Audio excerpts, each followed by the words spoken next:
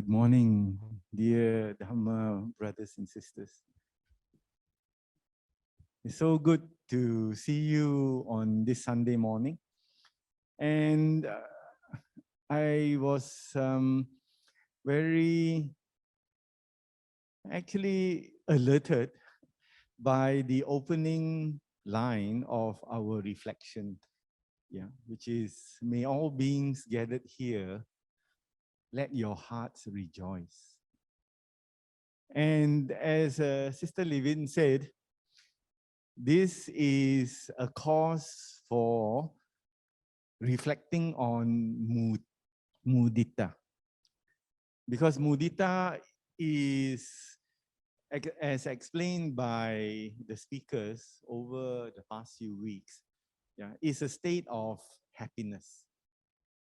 And so there is a lot to understand when we say we should rejoice. And this state of rejoicing in others' happiness, we call it mudita. But we don't really discuss it a lot. When I did my research online on the Brahma Viharas, I found that there was a lot of material and articles written on metta. And there are many, many articles written on karuna, compassion. And at the same time, there are very, very selective, very well-written articles on upekka, which is equanimity.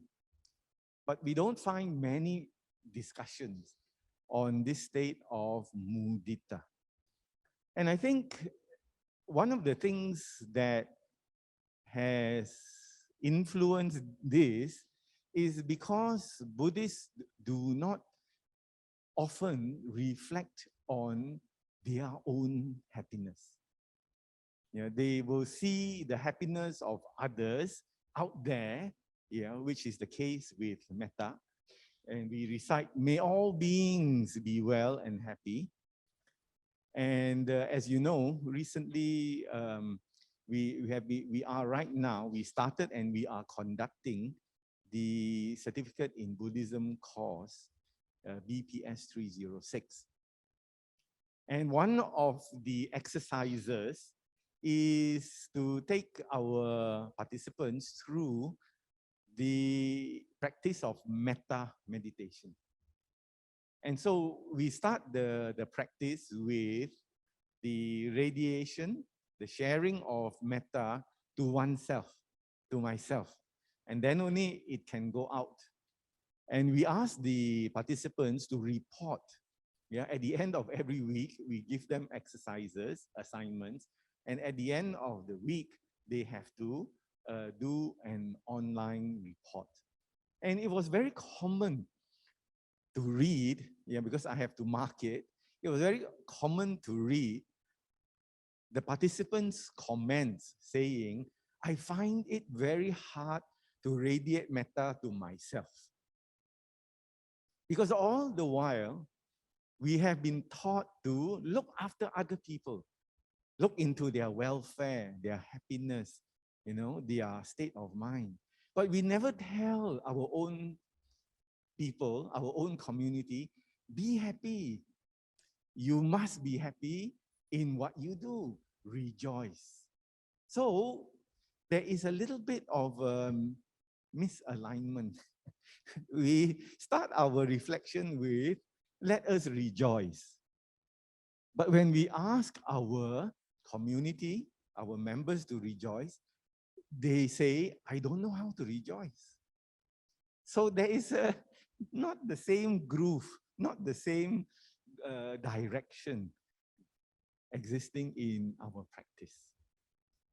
So what I'd like to do this morning is to, in a way, expand the discussion on mudita, to be a little bit wider, to encompass this state called, as you can see, this state called sukha. Yeah, and this sukha, yeah, you will know because it's a Malay word, it means happiness.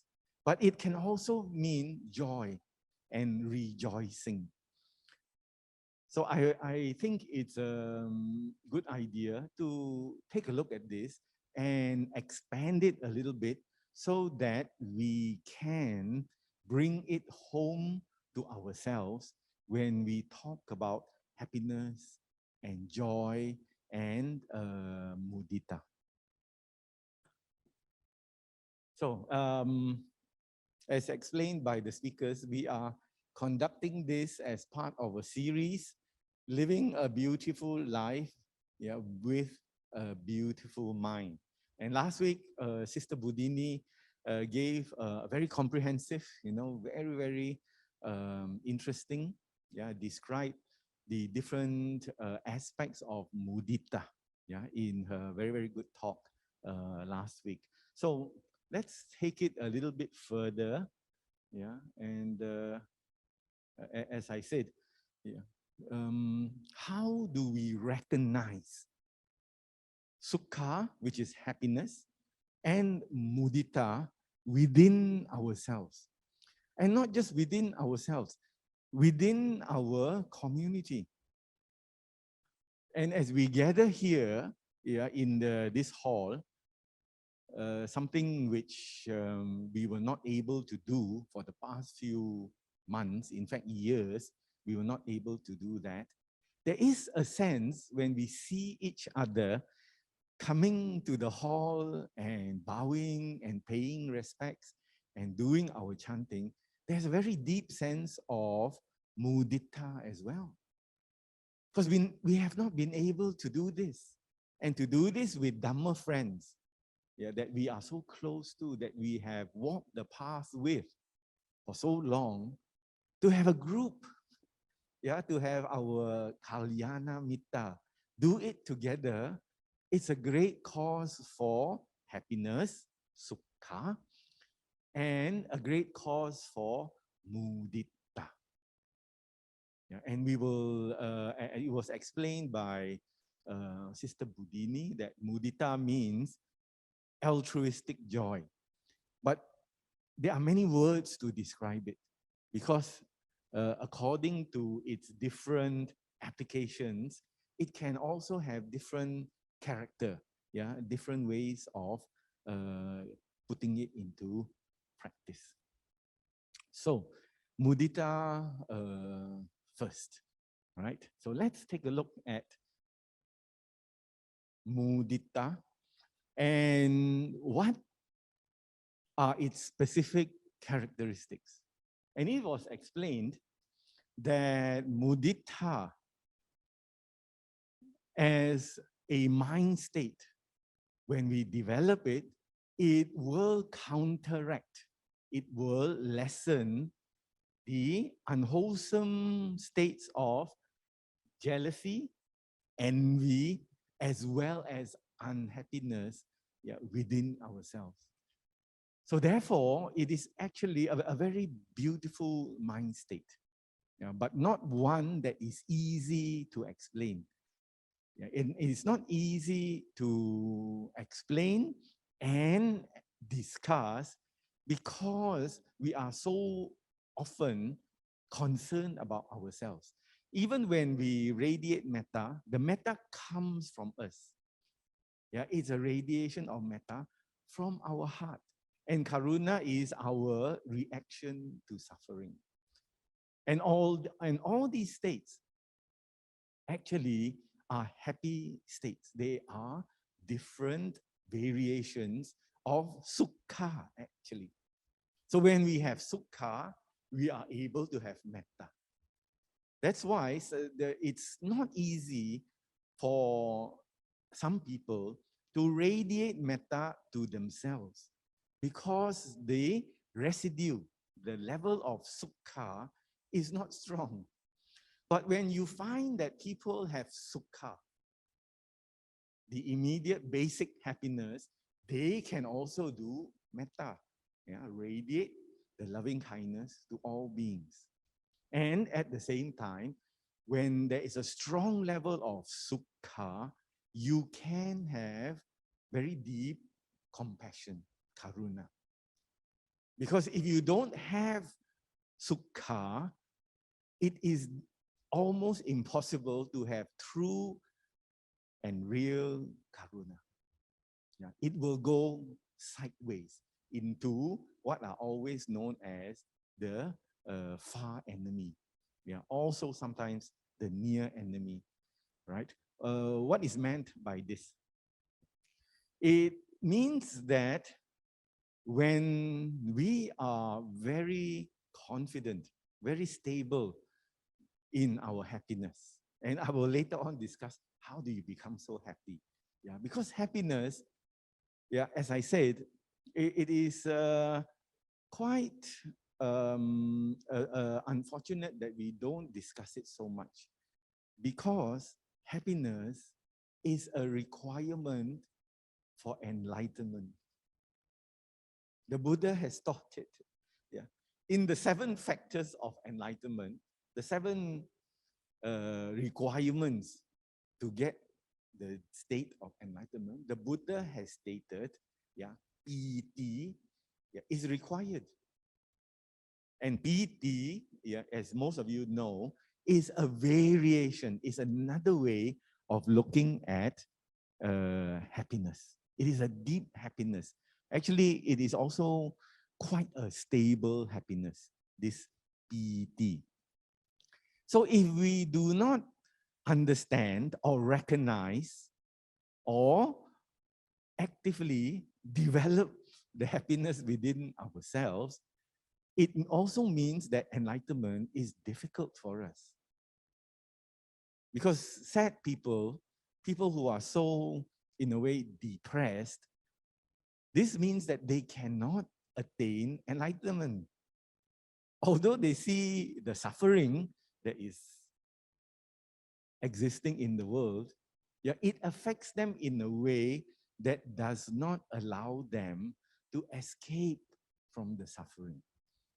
So, in the right approach, when we really walk the Noble Eightfold Path in the correct way, yeah, in the way that develops the disciple meaningfully, yeah, really, really solidly and soundly, there must be a measure, yeah, of developing happiness. And it is quite an interesting thing that, as I said, when we come together and we see each other so happy, we also become happier and happier. So it is a reinforcing happiness. If I didn't have the opportunity to come here today, I wouldn't be so happy, right? So I'm so glad that the MCO and all these regulations are being relaxed. And therefore, it allows me, I hope, yeah, to be happier and, if possible, closer to enlightenment. Because that is, as stated by the Buddha, it is a requirement. You must be happy in order to attain those higher states of mind, yeah, the concentration and the mindfulness, in order to step nearer and nearer and nearer to the enlightenment. So, when we discuss karuna, it is not, it is sometimes very surprising to see or to hear people say that when you see people suffering, you can be happy. Because we describe karuna as a happy state.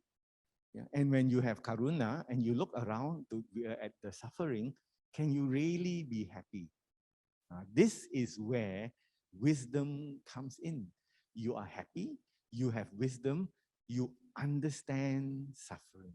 You understand your own suffering, and you understand the suffering of other people. You are not caught by it. You are not overcome by it. The people who are overcome by the suffering have no sukha. Which means to say, when they see suffering out there, the suffering overwhelms them. the happiness does not protect them. They have not strong enough happiness to build a kind of protection for their heart. So when they see suffering, oh, so much suffering, people are dying, people have sickness, people have all kinds of unfortunate events, such as bombs and missiles falling on them, and they are so fearful, so nervous about their life. So when you see that on the news, on the internet, newspapers, whatever, people suffering like that, and your sukha is not strong, you will get drawn into sorrow. It becomes sorrow. Sorrow means what? You start to cry. And when you cry, you do not know what to do for other people that benefits them. So therefore, the important base, I hope I am making the case clear, the important base is your own happiness. Yeah, it is your foundation for further progress, in the practice. So I think it's good to celebrate, not in a way that, we start having party and all that. No, not that sort of way, but acknowledge it. Because the opening line of our reflection is, may all beings gathered here, let their hearts rejoice. Already we have the encouragement to do it. So we should do it. Let our hearts rejoice. That we are here, able to learn the good Dhamma, able to study and practice. So these qualities of the mind, they are the far enemy of mudita and sukha. You can easily recognize them. Let me share with you this interesting poster which I found online. And it says, envy is the art of counting the other fellow's blessings instead of your own. Which means to say, you become jealous by counting other people's blessing. Instead of your blessing, oh, I am so well off, I can eat every day, I have enough to wear, I have enough money to use. You go and count other people's blessing. And the more you do that, the more you will develop, you will encourage envy and jealousy. Because you don't see your own well-being. You don't see your own sukha, your own happiness. You don't reflect on that happiness. We only see, wow, he changed new car, And then he's doing so much renovation to his house. Oh, he must be doing well. Yeah. Maybe he is doing renovation because the roof is leaking. He got no choice but to do renovation. How do you know? Your roof is in a good condition. You don't have to do renovation. So when you sometimes really understand the truth of it, you will feel more contented and more happy in your life. So this is why our opening reflection line is so important. And we must take it sincerely, into our heart. Right. Now, yes, I have mentioned it before. It is something that Buddhists don't often talk about. We talk a lot about dukkha, but we don't talk so much about sukha. So, as I said, it is not like we should become, overjoyous. It's just that we acknowledge it and we take a look every now and then. We take a look at the meter of happiness. Where is the meter? Is it like going down, down, down, down? We must pump more petrol and go further up. By doing all the necessary activities. By training our mind. And so, in order to understand it a bit further, let me share with you the words of the happiest man in the world, who is, in fact, a Buddhist monk. After a 12-year study by American universities, they came to the conclusion, and there was a lot, it was a very wide study, yeah, by the people from the University of Wisconsin, yeah, in collaboration with people from the University of California. They came to the conclusion that the subject that was the happiest they have ever tested was this man, yeah, who is a Buddhist monk, yeah, Venerable Matthew Ricard. And he shares with us this lines, yeah, of advice on happiness. He says, how to be happy. Many people want to be happy, but they don't know how to be happy. So the answer comes down to altruism. This is the advice of Venerable Matthew Ricard. The reason is that thinking about yourself and how to make things better for yourself all the time is exhausting and stressful and ultimately leads to unhappiness. So that is the state of the world. We can understand that. That everybody is so me. Yeah, my. They are thinking of how to uplift themselves all the time. And because of that, life becomes stressful. Of course, it's not just them, it's also their family.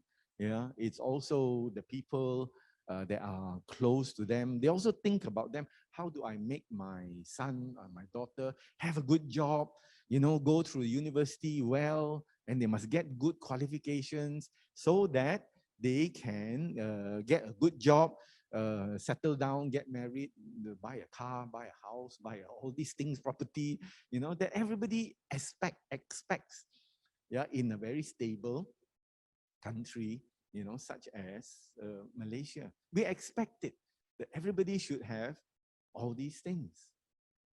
So if we keep on thinking and thinking about how do I expand this, how do I make more money, etc., the mind becomes naturally stressed.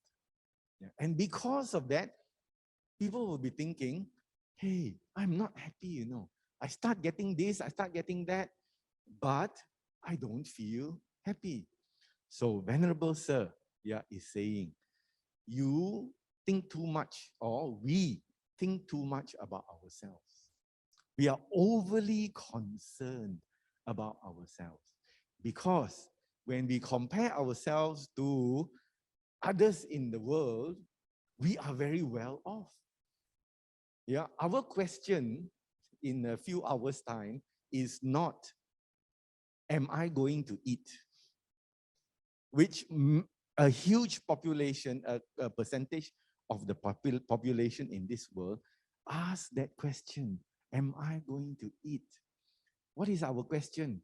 Our question is, what am I going to eat? Isn't that wonderful?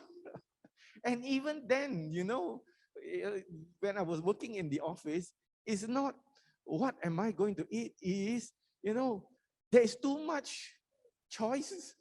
So one will say, I want to eat this, one want to eat. And then finally, you cannot decide on where you want to eat. You just simply go to the canteen and eat. Because everybody wants to eat this, eat that. So the simple thing is, the nearest one, we go there and eat. Isn't that a wonderful situation? But still, there are people, that are stressed. They are so unhappy. They are so tight, about the situation in the life. Once when I was sent to Africa, yeah, to this country called Botswana, and I was flying in to this nearby city called Johannesburg. I could very clearly see the distinction between rich and poor. As we pass the poor areas, you can see everything is so undeveloped. They live in mud house. Of course, some they could afford wood, some they could have zinc roof. Yeah, it was very, very clear. And then suddenly, when you pass a boundary, all the beautiful houses. And I never saw, I mean, in Malaysia, you never see such a clear demarcation. But in that country, in the plane, I looked out, hey, you know, all the poor, suffering people, and poof, cross the line, all the well-off and comfortable people. But still, you know, when I was flying home, some people told me this country is not safe to live in because there's a lot of crime. And even how comfortable, how nice are their houses, they are also very worried, you know, about the crime rate, yeah, in their country. So what I'm saying is, human beings sometimes, yeah, don't appreciate, yeah, the fortunate circumstances, yeah, in their lives, and it becomes natural, yeah, for them, for many human beings or many people that we know, to go higher and higher and higher, and then after that they realize, I've got everything that I wanted, yeah, to achieve. Why am I not happy? So it is a very strange question. Yeah. So let me share with you this story. When I was very active in the Mahavihara, I used to spend time with the late Venerable Kesri Dhammananda. We call him Chief. So one day I went in there and into his office, and he said, you know, the outside the temple gate, there are a row of quite nice houses. They are semi-detached, yeah, and they are raised. And at the end of the row, there were some. It was a renovated, but not. I think only one or two people stayed there. And he said that house at the end of this row belongs to one of the richest men in Malaysia. And he said one day, this man, this rich man, ultra rich, you know, super rich, brought his son to see me, he said. And they had known each other because, you know, in the same neighborhood, this man will come and offer dana and do charity. So he got to know the late chief very well. So two of them went to see late chief, and he said to late chief, can you tell my son, I am one of the richest men in this country, and my son wants to become a monk. How can? He was very unhappy. Only one son. And this son wants to give it up, renounce, and not interested in the father's billions. So he said to Chief, tell him, don't become a monk. And Chief said, I'm a monk. How can I tell him not to become a monk? I can't do that, right? And so the father was, you know, going on and very, very complaining and very, very unhappy. Yeah. And the son said to him, Father, you are so rich. You have got so much property around the world. You are one of the richest men in this country, but you are not happy. You're not happy. Yeah. Because the mother of this boy, yeah, already divorced from the father. So the father also have other wives. So he said, you are not happy. Right now, he was already wearing white, on the way to wearing the yellow robes. He said, I have almost nothing in this world. But Father, I'm happier than you. He said to the father. And so the father couldn't change his mind. Yeah. And now this monk, he lives in Thailand. Yeah. I don't have to tell you the name. You know for yourself whom I'm talking about. But this was a story related to me by my late teacher. So as you can see, the standards the requirements for happiness are not the same, yeah, for different people. And I will go to that, yeah, because I think we need to understand the mechanics of happiness. Because I like to share with you also this story. And this is a scene, yeah, that we know very well. That the Bodhisattva, after he left the palace and became an ascetic, he tortured himself. Because it was the thinking of that time, yeah, in India, you cannot look after yourself. You cannot have attachment to yourself. You must let go everything that you care about yourself. Then when you separate yourself and your body, yeah, you will gain enlightenment. That was the thinking. Until he began to eat so little. Every day, he ate few grains. And then he said, yeah, my body became like a living skeleton. When I wanted to touch my stomach, I touched my backbone. It was so flat. When I wanted to touch my backbone, I touched my stomach skin because the stomach was more or less reduced in size. He said he want to touch his backbone, he touched the stomach skin.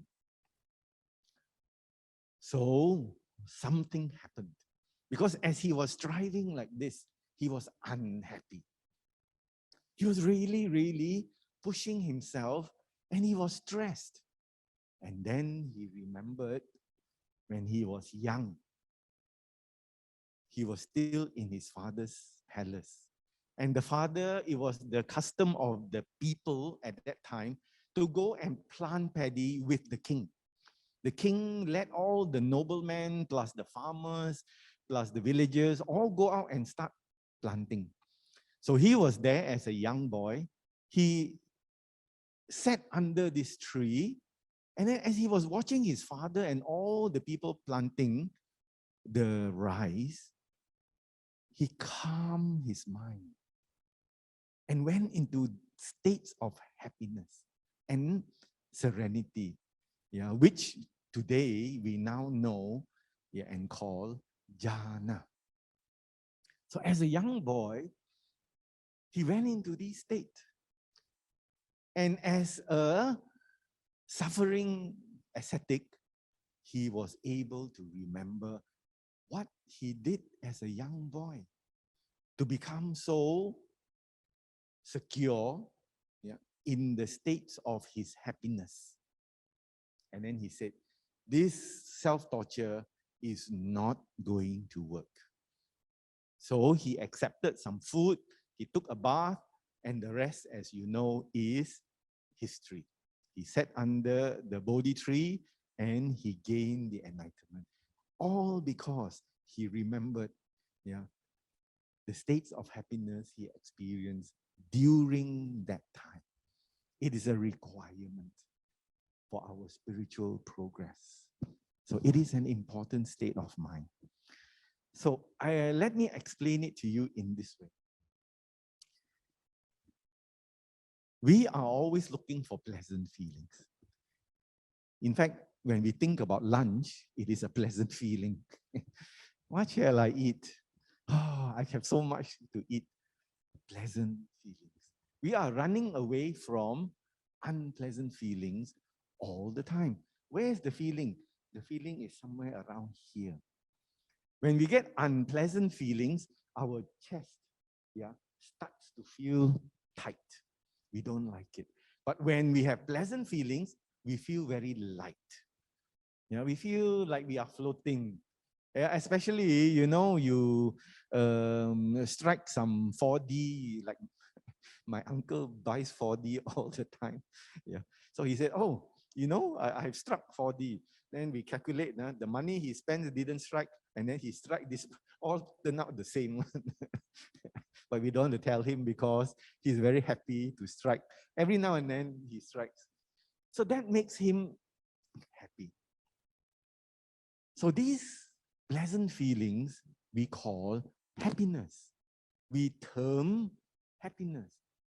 Why? Because we are getting what we want through our senses, our seeing, our hearing, our smelling.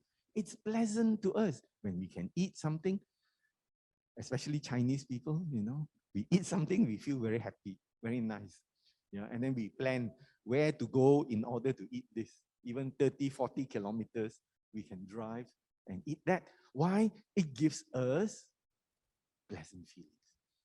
And so this type of so-called happiness comes from sensual pleasure. It's a worldly type of happiness. This type, we don't have to explain so much because we are taught this happiness from very young. You must study hard. Okay, I'm not against studying hard, but what I'm trying to explain is the end product of the study is you must be very successful. You must have big house, big car, and that sort of thing. So everybody, most of the people, if you think today, right now, most of the people that you know only understand this. Because if you invite them to come and listen to a talk at Nalanda, how many of them say, hey, no need, no need? How many? Most of them, they only understand this. Now, why are you here? Because there is another type of happiness. This happiness, is unworldly. Does not belong to the world. It comes from renunciation. And right now, you are sitting on the floor, and this hall is very comfortable. But I've also listened to talks on the stone floor, and very hot. And yet, I have the same comfort and happiness in my mind. Because this happiness is the happiness of letting go. You have let go. You are happy to let go. You don't mind letting go coming here when you could be like your friends and relatives. You could be doing something else, more enjoyable, more sensual.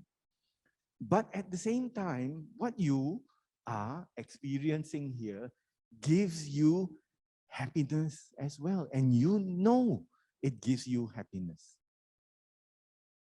And this letting go, not wanting, stimulation for sensual desire all the time, gives you also happiness. So this happiness is unworldly. And the Buddha gave it a term, niramisa sukha. It is unworldly.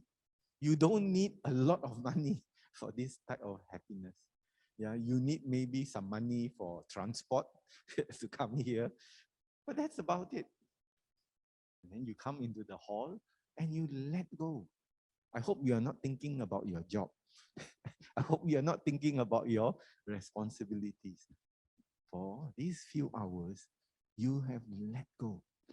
And that gives you another type, a lighter type of happiness, the unworldly happiness, which we now are so happy to share with each other. So that is the mudita. Because if we see somebody in our group not happy, then we will be concerned. How come you are not so happy? Yeah, is there anything going on? Is there anything wrong? Yeah, in your life? Are you not well? Etc. Etc. Yeah, it is something which we have to take effort, make effort to make sure that everybody has that happiness as well. Right? So this is important for us because even though we are happy here, we don't know why it is working. Most of the time, we don't know about the working of the unworldly happiness. And this unworldly happiness is the happiness that sustains all those people out in the jungle striving for spiritual goals. We would think that they are so lonely out there. No internet, no TV, no news, no newspaper, no entertainment. What are they doing in the jungles, in the caves, in the forests, eating one meal a day? What are they doing out there? Oh, I feel so sorry for them. No need to feel sorry for them because their happiness is of the unworldly type. Our happiness is shaky because after we have lunch, we need to have dinner. Okay, you can have tea time also. But our happiness is one after the other. When it goes down, we must find another up. And then up goes down, we find another one. The world, unworldly happiness, niramisa sukha, does not need this. It sustains itself. The happiness of walking the Noble Eightfold Path sustains itself. And the mudita arises when I see my Dhamma friends sustaining themselves. I get the happiness because you are doing the right thing. You are being happy. You are experiencing happiness. So I cannot be sad. I'm happy. It doesn't take much. But for the other type of happiness, the worldly happiness, there is one caveat. There is one principle which you have to understand. It can burst. Meaning to say, when you enjoy, until you over-enjoy, it becomes suffering. Imagine you eat and eat and eat. Wow, this is so good. No, I eat, like the man who ate so much durian, he died. I think recently, did you read that article? He loved, during MCO, he couldn't do anything but go and buy durian and eat. So he ate until he really died, Anyway, it's something I read. I didn't have a chance to verify it. But it is the characteristic of worldly happiness, that at some point, the enjoyment becomes pain. It's too much. You cannot take it. Why? Because the senses have only this level before, it cannot take it anymore. The unworldly happiness, you will never get tired of the peace and the joy within the mind because it is a letting go type of happiness. It's light. It's not heavy. And so it is an important recognition among us, that we encourage the understanding of this happiness. So now, let us go back to mudita. And I hope now I am making the connection. The mudita, of course, needs to be practiced and recalled, but it is not difficult to experience within a wholesome community because we are encouraged by each other.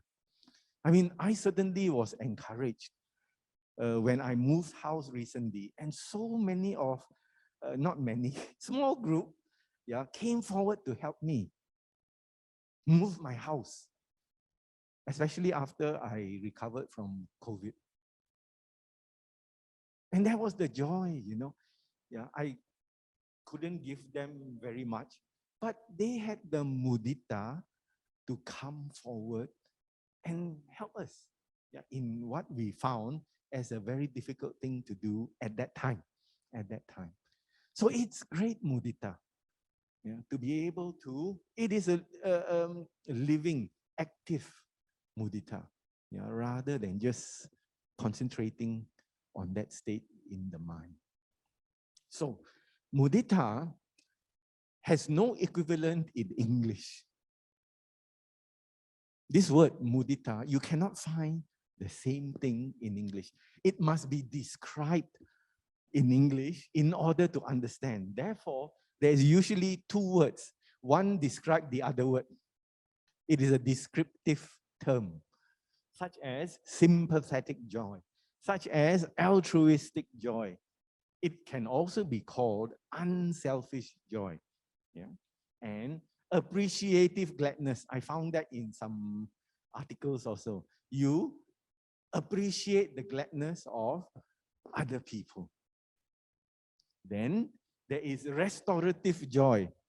Yeah, when I read further, what it meant was the more you are happy for other people, the more you are restored.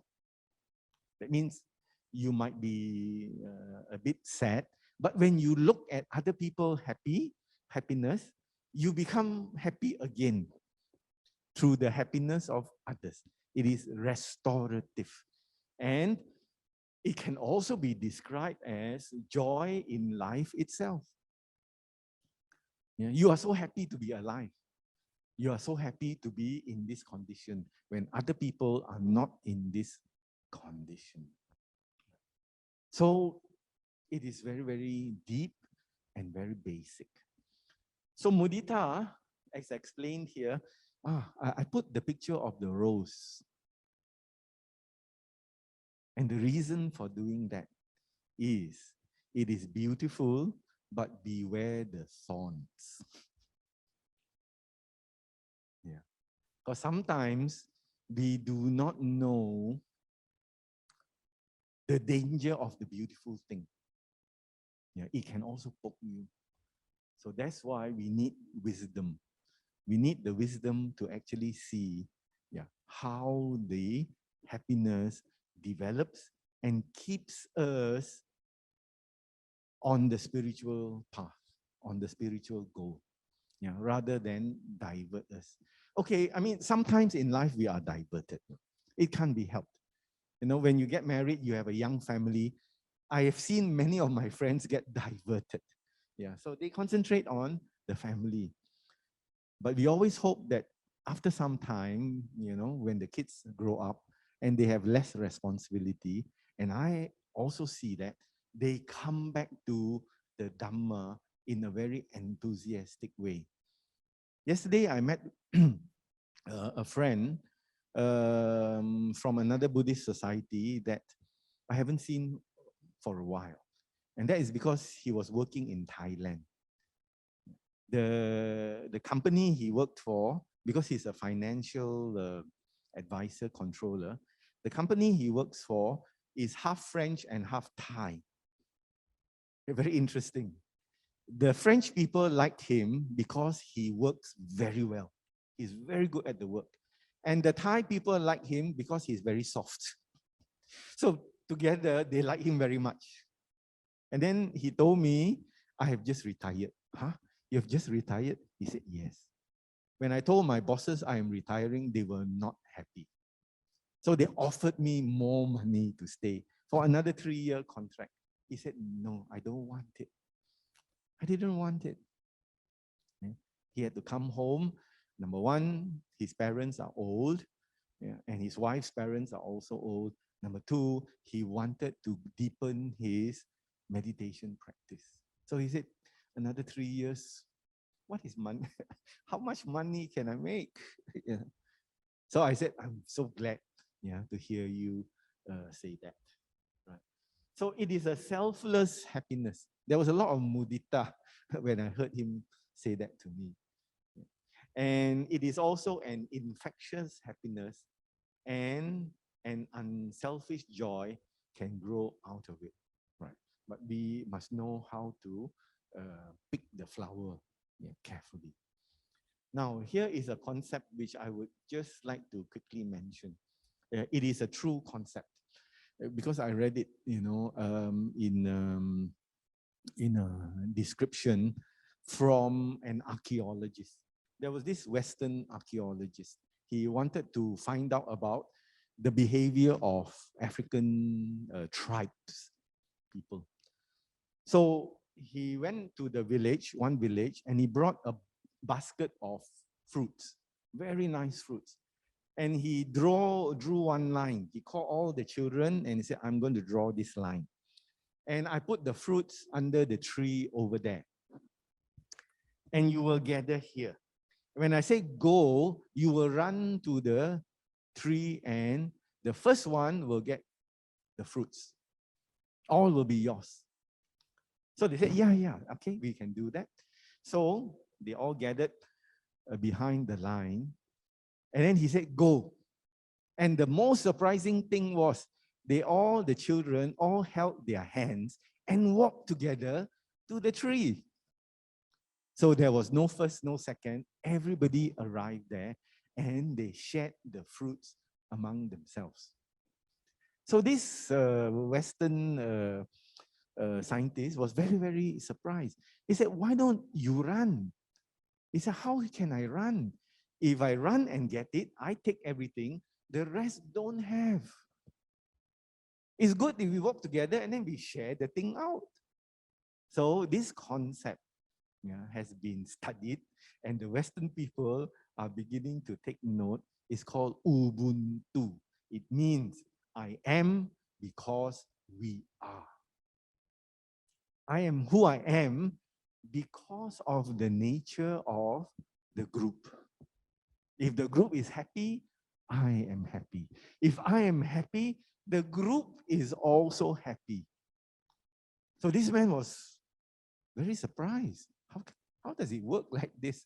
Yeah, but they are taking notice. So I thought I would just share that. Right. It is a good lesson in Mudita.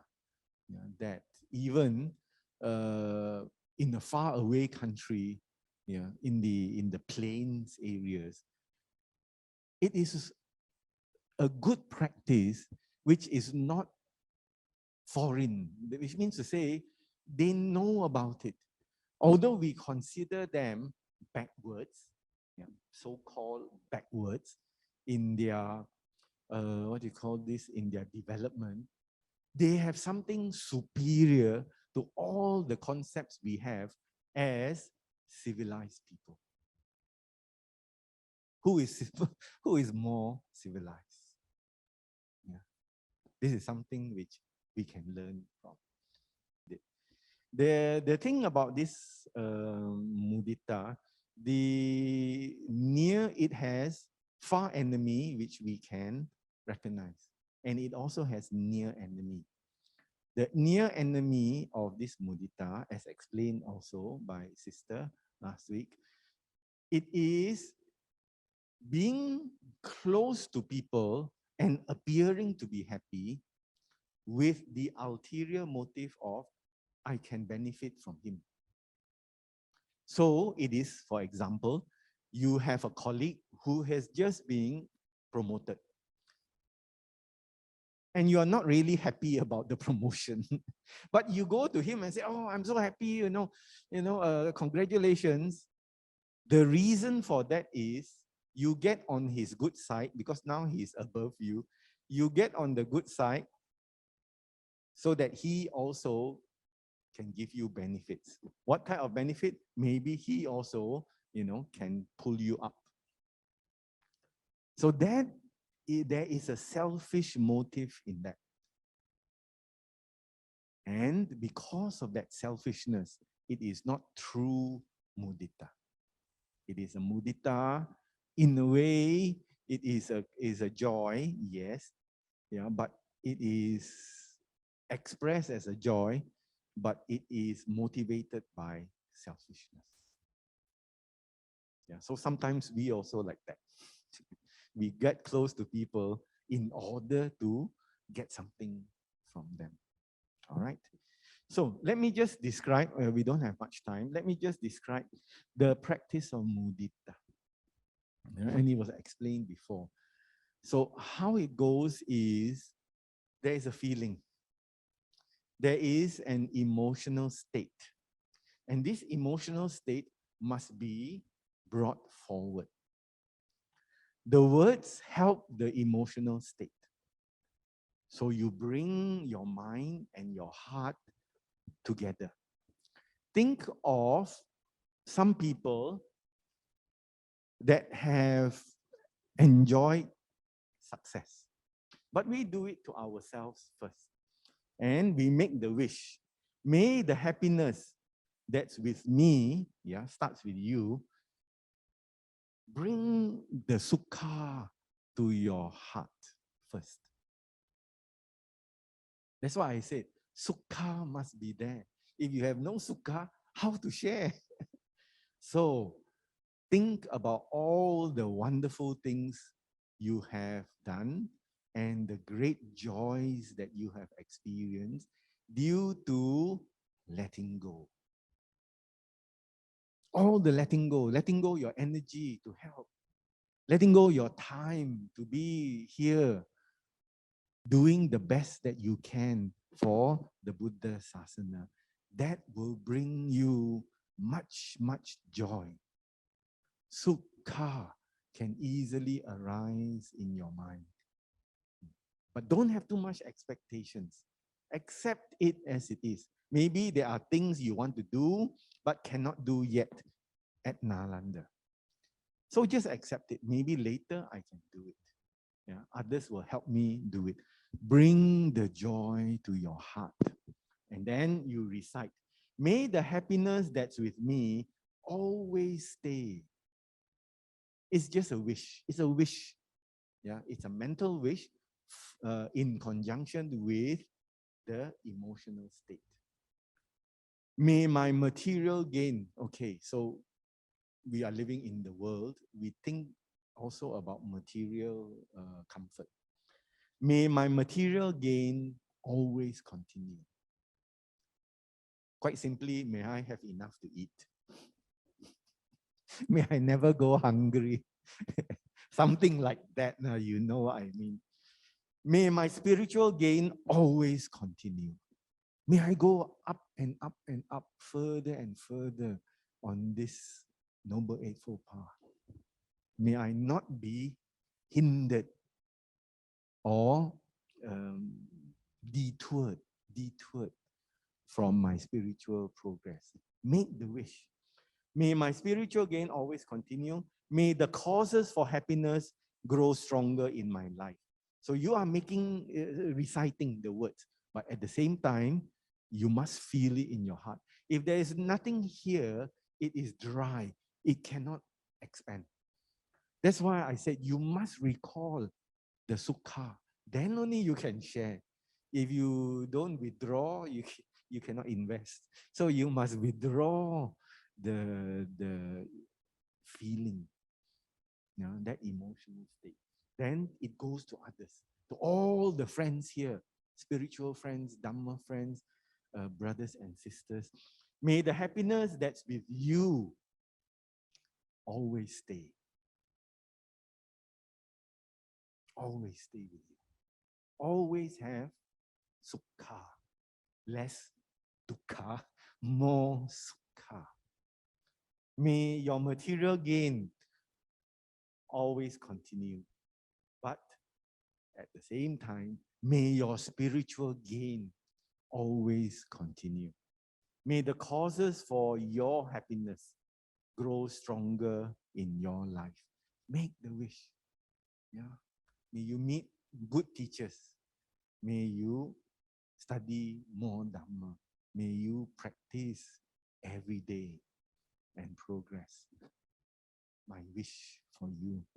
Then, to the whole world, without limitation, without boundary, may all beings always be satisfied with their lives. Be satisfied. Don't, you work for it, but on the whole, be satisfied. May all beings always be satisfied with their lives. May they always rejoice with what they have. Can you do that? Yeah. Recall, first of all, the investment. You already invested. So you own it. It belongs to you. You should be able to recall it. All the good things that you have done. The unworldly happiness. All the precepts that you have observed and not harmed others. That is joy. All the dana that you have done, all the discipline that you have observed, doing the things that are hard, not easy, but you choose to do it.